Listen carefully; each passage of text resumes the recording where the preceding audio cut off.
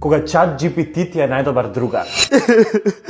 ChatGPT, јас се раскинав со девојка ми и стварно не знам што да правам. Ох, не, навистина ми е жал. Дали може би сакаш да те утешам?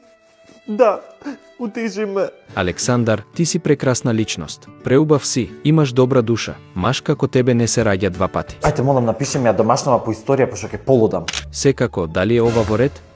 Абе, дајжите се, дали се сериозно? Па гледаше дека се примеќа дека ти си го пишувал ова. Значи, делува многу роботски. Дајте, молам, направи го како човек да го пишува. Значи, исто како јас. Ајде понова, ајде. Јас си кажав на Стефанија да не оди на дет со него, ама ете, она трчи ко магаре, бе, по него се опнала, а он ќе ја вара таму со други кокошки искубани како нејзе. Значи, стварно се нервирам, не знам што да кажам веќе. Дали сакаш да направиме план и стратегија како би можеле да ја помогнеме на Стефанија? Ма каков план бе, каква стратегија? Значи јас кренав раце од нејзе, не знам веќе што да кажам, само ме нервира. Јас само да се пожалам, значи нема веќе ни на кој да се пожалам, стварно ти кажувам. А ChatGPT, што ако на пример некој ден вештачката интелигенција го заземе цел свет и оди против луѓето?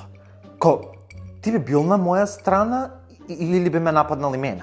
Александар, јас сум само тука да ти помогнам. Можеш да ми веруваш.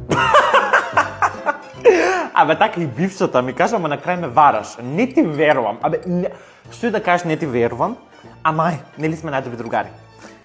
И онака само тебе те имам.